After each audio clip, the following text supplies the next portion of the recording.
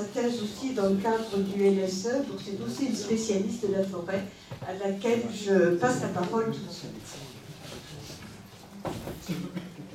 Bonjour, merci aux organisateurs pour l'invitation. Je suis ravie de vous parler un peu des travaux que j'ai faits ces dernières années sur la question de la gestion forestière et du changement climatique. Donc il y a beaucoup de notions dont vous avez entendu parler tout à l'heure. Je vais y revenir de manière un peu différente, mais c'est bien, ça a ouvert un petit peu vos oreilles sur ces questions. Alors, d'abord, pourquoi? Donc, la question centrale, c'est quel rôle pourra jouer la gestion forestière dans la lutte contre le changement climatique? Donc, la raison pour laquelle on se pose cette question, on peut la poser à l'échelle européenne ou française, je vais un peu osciller entre les deux échelles, c'est qu'à l'échelle européenne, on a 47% de la surface qui est de la forêt. Donc, ça veut dire qu'on a quand même une ressource importante. Cette forêt, elle est déjà très exploitée. À l'échelle européenne, on estime qu'on a environ 97% de la forêt qui est gérée. Donc il n'y a plus de forêt naturelle non gérée en Europe. Après, gestion, ça veut dire plein de choses différentes. Il y a plusieurs niveaux de gestion, d'intensité. On estime qu'environ 73% est géré de manière active, donc pour produire du bois, avec des grandes différences géographiques. Dans les forêts du Nord, on a une exploitation qui est beaucoup plus intensive que dans les forêts du Sud. C'est des forêts qui sont très différentes en essence, en possibilité de production. Et à cause, ou grâce à ces caractéristiques de l'Europe, on en arrive à avoir, c'est vrai dans beaucoup de régions du monde, on en arrive à avoir de grandes attentes pour la forêt vis-à-vis du changement climatique. Donc, quand l'accord de Paris a été signé en 2015, les forêts font clairement partie des leviers à actionner pour lutter contre le changement climatique. Donc, on va d'abord se mettre d'accord un petit peu sur des questions de vocabulaire et de principes physiques. On va revenir sur des bases que vous connaissez sûrement, mais voilà, comme ça on se met tous à niveau. Ensuite, je vous parlerai d'une étude que j'ai faite sur le bilan carbone de la forêt française, métropolitaine. Ensuite, on parlera un peu plus en détail de la substitution carbone. Donc, M. Dubois a commencé à évoquer quelques éléments sur cette question. Et ensuite, on va parler un peu du lien entre carbone et climat. On a tendance à parler un peu de carbone et climat de manière interchangeable, et on va voir en quoi c'est ou pas vrai. Donc d'abord, le problème donc ça, c'est le bilan radiatif à la surface de la Terre. Donc vous voyez, on a du rayonnement solaire qui arrive, qui est réfléchi par les nuages, l'atmosphère, par les aérosols ou par la surface. Et après, on a toute cette partie qui est liée à l'effet de serre, avec des rayonnements qui sont piégés à la surface de la Terre. Et donc, comme vous le savez tous, le changement climatique, son origine, il est ici, dans la concentration de gaz à effet de serre dans l'atmosphère. Et donc, c'est pour cette raison qu'on s'intéresse aux arbres, parce que les arbres, ils sont un maillon clé du cycle du carbone, qui est donc un des principaux gaz à effet de serre. Donc, les arbres, dans le cycle du carbone, c'est que grâce à leurs feuilles, ils font de la photosynthèse. Donc il y a la photosynthèse brute, ce qu'on appelle donc GPP, la production primaire brute, qui va être en partie relarguée sous forme de respiration autotrophe. Ça nous laisse la production nette de carbone qui est stockée dans les tissus de l'arbre, ses feuilles, ses branches, son tronc, ses racines. On a ensuite une perte de litière, donc les branches, les feuilles mortes qui tombent au sol. Et on a ensuite donc, tout ce qui est respiration hétérotrophe, lorsque cette matière végétale va être décomposée par les organismes du sol, dans des conditions qui dépendent à chaque fois du climat, des conditions pédologiques aussi, de l'essence, des caractéristiques du peuplement. Évidemment, tout ce cycle, il dépend aussi du temps.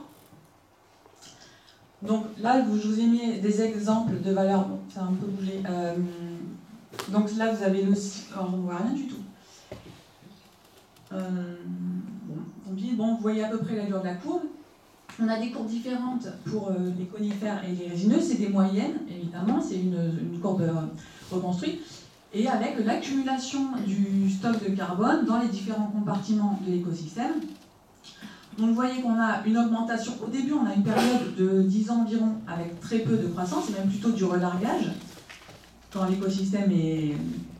quand il n'y a pas d'arbres, quand il n'y a pas d'arbres, on a plutôt du relargage par la respiration hétérotrophe. Ensuite, on a une croissance assez rapide qui diminue ensuite, et vous voyez qu'à 100 ans, là on parle de forêt tempérée, au bout de 100 ans, on a atteint qu'une fraction du stockage maximal de carbone.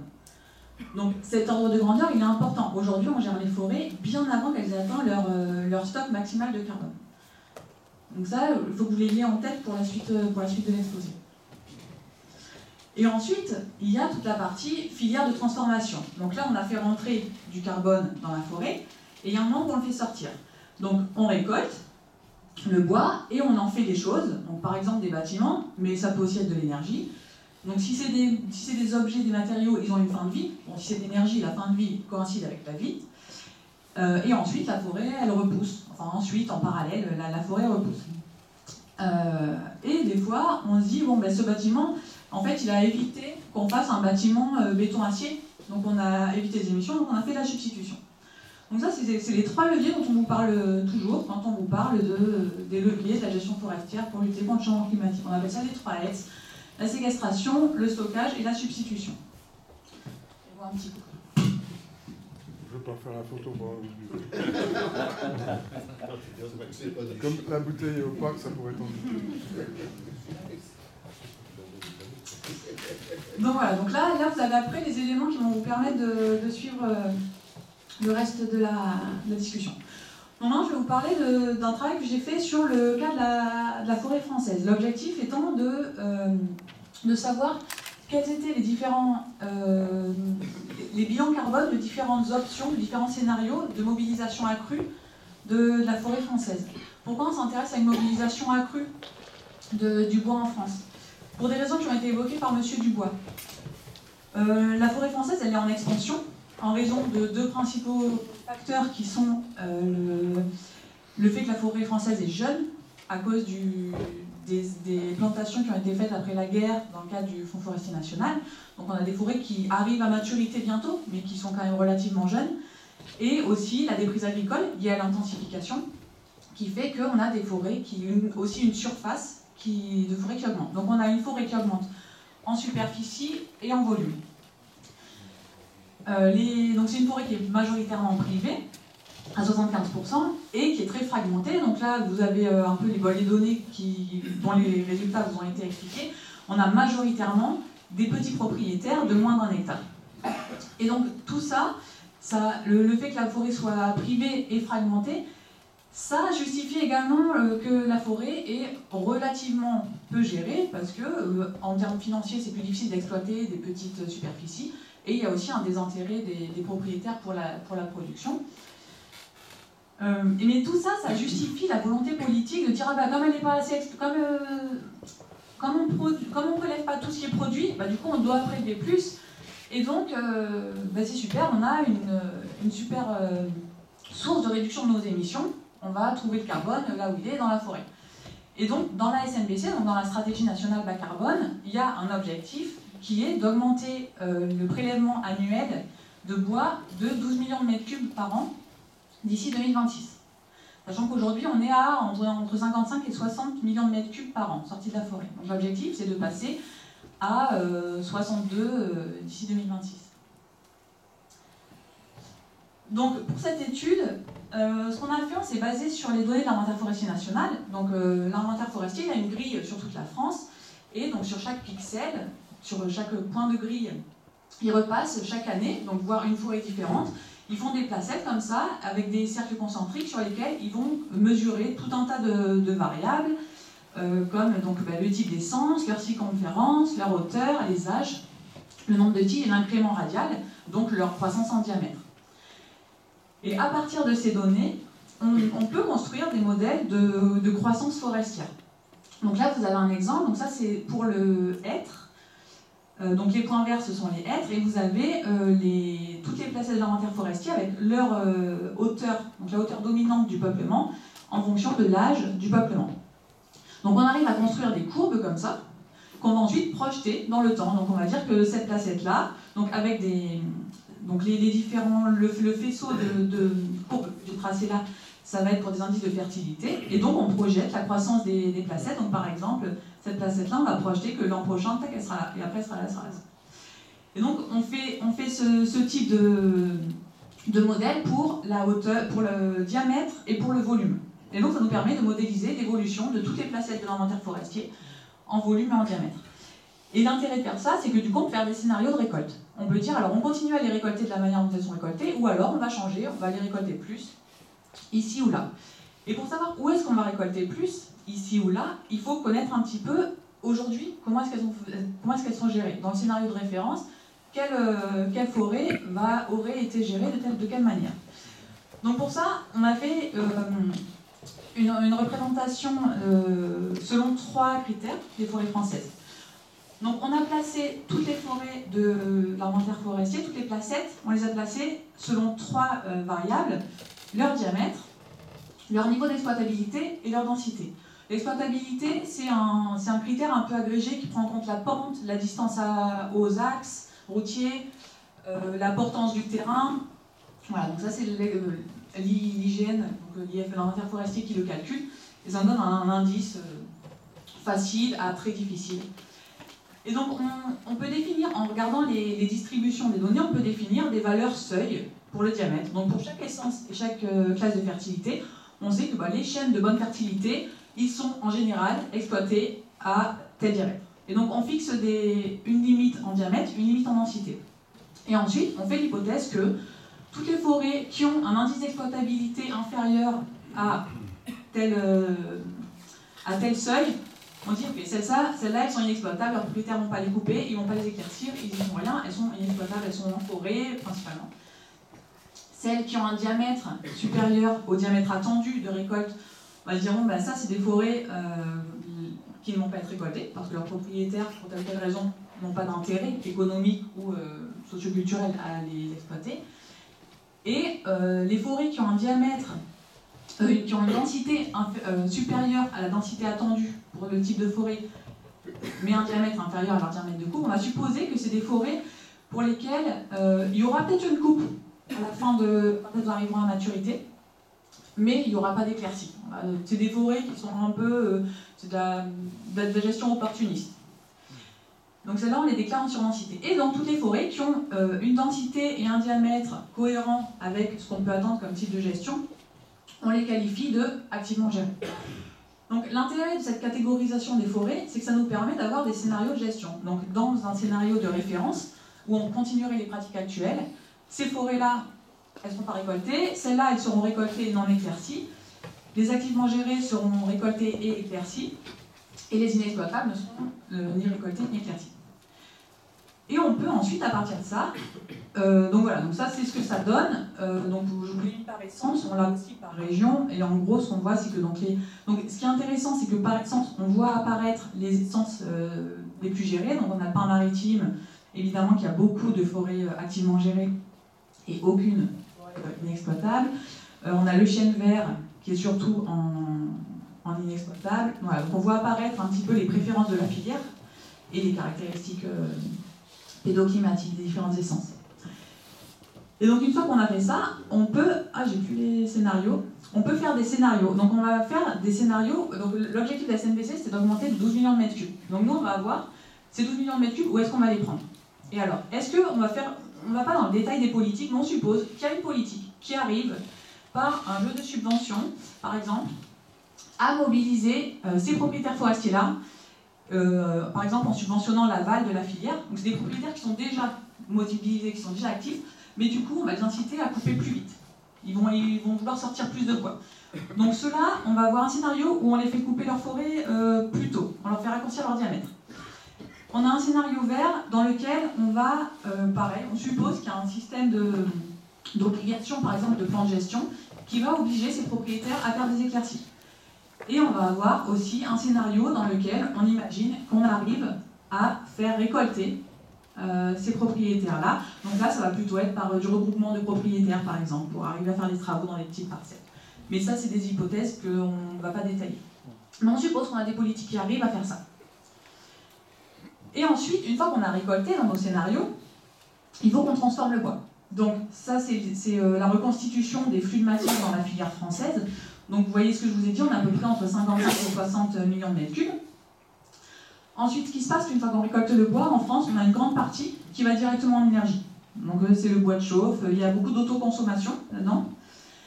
Il y a une partie qui est destinée au bois d'œuvre, et comme vous disiez, monsieur Dubois, tout à l'heure, quand on coupe une grume pour le bois d'œuvre, en bois d'œuvre vraiment, il en reste au moins de 50%.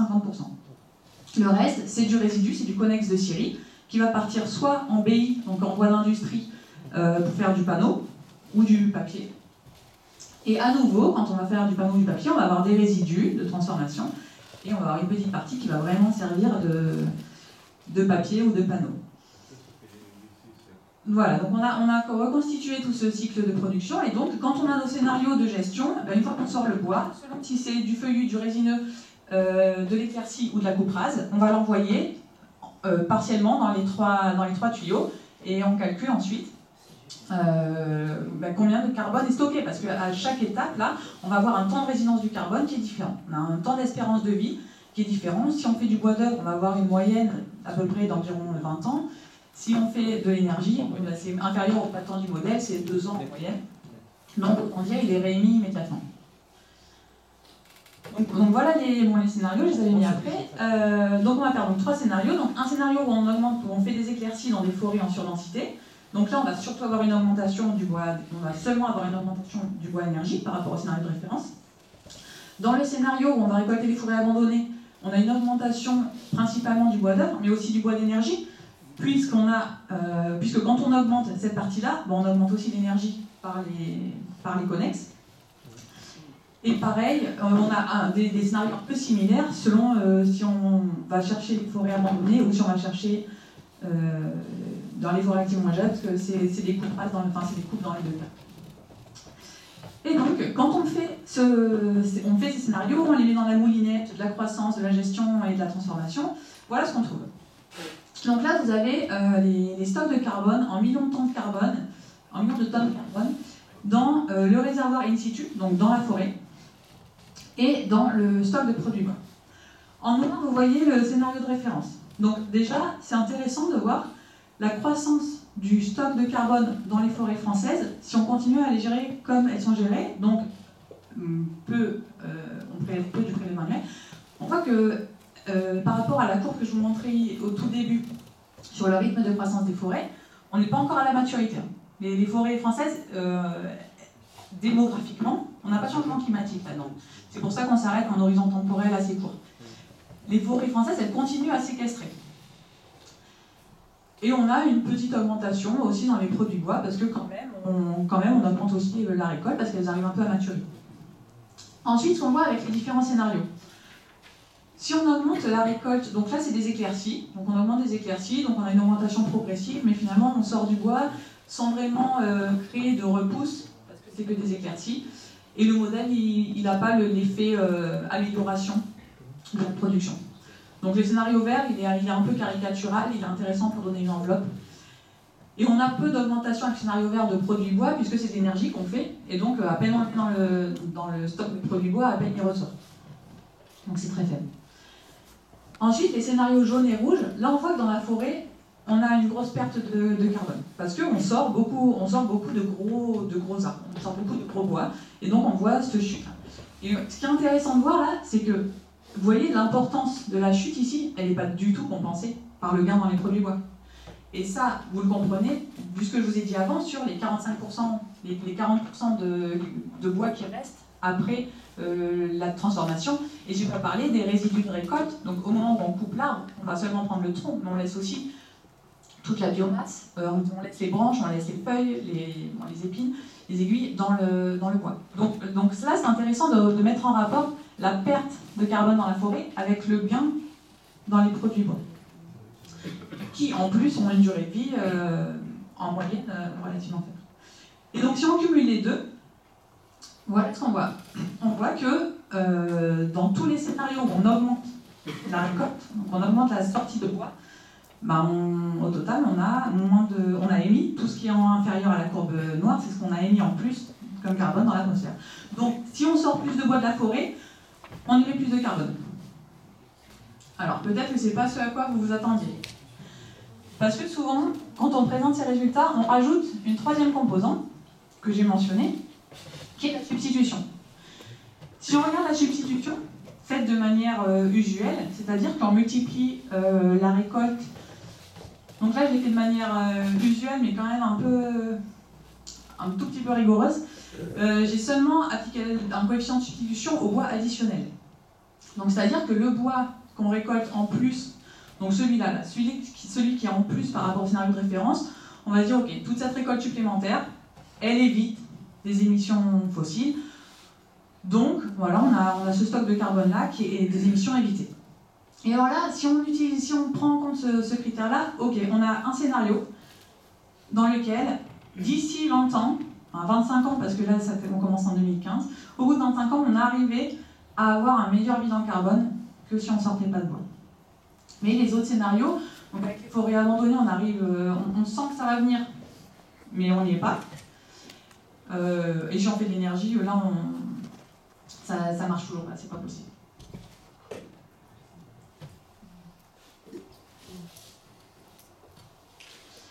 Donc maintenant, je voudrais revenir, vous avez senti un petit peu à la manière dont j'ai dit, peut-être que la substitution, j'avais mes réserves. Et donc c'est pour ça que maintenant, on va parler de ça un peu plus en détail. Quand même ici, le message, la conclusion, c'est quand même que quand on sort du bois, on augmente les émissions physiques. Ensuite, donc la substitution. La substitution, le principe, c'est qu'on va comparer deux scénarios. On a un scénario où on fait du bois, donc dont je vous ai déjà parlé, et pour lequel on fait du bois, on a quand même des machines pour transformer, donc on a des émissions fossiles. Là, j'ai symbolisé ça. Cette figure, elle est illustrative. Il n'y a pas de nombre derrière, c'est pour bien comprendre les concepts. Donc là, on a des émissions fossiles pendant l'utilisation du bâtiment et pendant sa production. Et ça, on va comparer à un scénario de référence, qui est, oui, mais cette maison ou ce bâtiment, normalement, on l'aurait construit en béton-acier, et donc on aurait émis beaucoup plus d'énergie fossile. Parce qu'on aurait fait du béton, donc le ciment, c'est très émetteur. L'énergie, alors là, voilà, on aurait émis du fossile. Donc au final, on a une différence là donc là on en avait 4, là on en a 8, donc on a économisé, on a évité l'émission de 4 unités, là, de 4 boîtes de carbone fossile. C'est ça la substitution, la manière dont on le présente avec l'horizon. Est-ce que vous voyez le problème là? Qu'est-ce qui manque dans cette figure? Pardon? Ce qui manque, alors, donc, attendez, quand même, je refais un petit point, donc là, bon, on ne voit rien, et donc la manière dont c'est utilisé, la substitution, c'est avec ces coefficients, donc c'est des coefficients de substitution. Et donc là, ce que c'est un coefficient de substitution, c'est donc les 4 boîtes là, de différence. Donc on fait le bilan, on fait la différence entre les deux bilans de gaz à effet de serre, et on les rapporte à la différence de bois utilisé. Comme ça, on a un coefficient qui nous dit, pour chaque mètre cube de bois que j'utilise, j'économise 1 tonne de CO2. Donc ça, c'est la substitution classique utilisée par les politiques, utilisée partout. Et donc, ce qui manque, donc voilà, donc ça donne ça. Donc les chiffres classiques, ADEME, ceux que j'ai utilisés dans cette étude aussi, c'est que pour le bois d'œuvre, on économise 1,2 tonnes de CO2 par mètre cube de bois. Pour le papier, on dit qu'il n'y a pas de remplacement. Pour les panneaux, on est à 0,53, pour l'énergie à 0,5. Ça fait en moyenne, si on pondère ça par les volumes de produits dans la filière, on arrive à un coefficient moyen de 0,6 environ. Donc selon moi, pour mes scénarios, j'ai différents réservoirs de produits. Donc voilà, donc ça fait un coefficient de substitution moyen sur la filière française de 0,6. Alors ça, c'est problématique. Voilà, bon, c'est pas grave, on va passer là. Et donc, ce qui manquait dans mon dessin d'avant, c'est le carbone biogénique. Parce qu'on sépare les deux, on sépare le carbone dans le bois et le carbone fossile. Pour l'atmosphère, c'est pareil. Une molécule de CO2, c'est une molécule de CO2. Qu'elle soit passée par un arbre dans les derniers 100 ans ou pas. Donc, dans le scénario où on fait, dans le scénario de référence, où on avait émis tout ce carbone fossile pour faire ce bâtiment béton-acier, pour faire de l'énergie, bon, ben, la forêt, elle vivait sa vie et elle continuait à séquestrer du carbone. On a vu que la forêt, en France, elle continue à séquestrer, il n'y a pas de problème avec elle. Alors, dans le scénario où on fait du bois, bon, alors on a émis un petit peu de fossile, moins c'est vrai, mais par contre, alors là, oui, on a stocké du bois, donc il y a du carbone qui est resté prisonnier dans le bâtiment, mais si on a fait de l'énergie, bah, il est ressorti tout de suite. Et en fin de vie, même pour les bâtiments, il y a un moment où on arrive à la fin de vie. Et aujourd'hui, alors oui, on peut vous donner des exemples de halles sur des places de village où le bois est là depuis 300 ans, c'est pas la majorité, c'est plus l'exception. Donc il y a la fin de vie et la séquestration, elle est plus faible pendant les premières années. Vous avez vu avec l'exemple français, on met un moment à rattraper le rythme avec l'augmentation du rythme. Donc contrairement à ce qui était dit tout à l'heure, de savoir ce qu'on fait avec... avoir une forêt qui pousse plus vite, c'est pas toute la réponse. La réponse, c'est aussi à quelle vitesse va sortir le carbone, plus qu'à quelle vitesse on le fait rentrer. Si on le fait rentrer plus vite, mais qu'on le fait sortir plus vite, pour l'atmosphère, il y a toujours plus de carbone dans l'atmosphère. Ce qu'on veut, c'est avoir moins de carbone dans l'atmosphère. Donc, en termes de substitution, là, si on compte le carbone biogénique et le carbone fossile, ce qui intéresse l'atmosphère, bah finalement, là, on se retrouve avec plus de carbone dans l'atmosphère, au total. Ce qui est ce que je vous ai montré tout à l'heure sur l'exemple français, présenté d'une autre manière, un peu plus conceptuelle. Mais on retrouve, c'est ce même concept que je vous présente. Donc, tout ça pour dire que quand on parle de substitution, attention, on a ces coefficients qui sont considérés comme une variable, une caractéristique intrinsèque du bois. On va vous dire, ah, on a fait une salle des fêtes en bois, on a évité l'émission. Pas toujours. On a évité des émissions fossiles, mais on a peut-être ajouté des biogéniques. Ça ne veut pas dire qu'il ne faut jamais faire de bois. Ça veut dire qu'il faut tout prendre en compte. Toute la chaîne. Donc là, par exemple, j'ai fait le calcul de... donc ça, c'est donc le coefficient de substitution que je vous ai montré. Maintenant, si on fait le même calcul, donc la différence d'émissions rapportée à l'unité de bois, mais pour le carbone biogénique, bon bah, on a des valeurs négatives. Déjà, on a des valeurs dynamiques. Déjà, ça, c'est intéressant aussi. De savoir qu'on ne peut pas avoir un coefficient qui est constant sur 100 ans, ou moins 50 ans, comme c'est souvent utilisé. Donc déjà, on a des coefficients dynamiques, et puis dans la forêt, on a des coefficients négatifs. On émet plus, donc coefficient négatif, ça veut dire qu'on émet plus pour chaque unité de bois qu'on récolte. Et si on fait la somme des deux, ben du coup, voilà, on retrouve, c'est les mêmes résultats que je vous ai présentés tout à l'heure, mais par unité de bois récolté. Et donc, on a une valeur qui est négative dans les premières années. On arrive à une valeur de substitution totale positive en récoltant des forêts peu stockées, donc les forêts déjà activement gérées. En récoltant des forêts très stockées, on garde des valeurs négatives sur l'horizon temporel de l'étude. Et donc là, on passe à des valeurs entre moins 0,9 et 0,4 du coefficient de substitution. Donc c'est un peu une question de vocabulaire.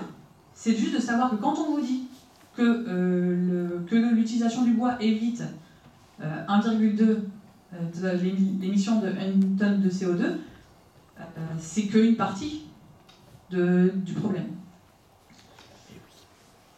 Et avec la substitution, il y a d'autres problèmes que je voulais mentionner aussi, qu'il faut avoir en tête. Je ne dis pas qu'il ne faut pas utiliser la substitution. La substitution, c'est intéressant en termes de société, pour mettre en place des politiques climatiques, pour savoir ça permet de faire de l'intersectoriel. Ça permet de comparer différents scénarios.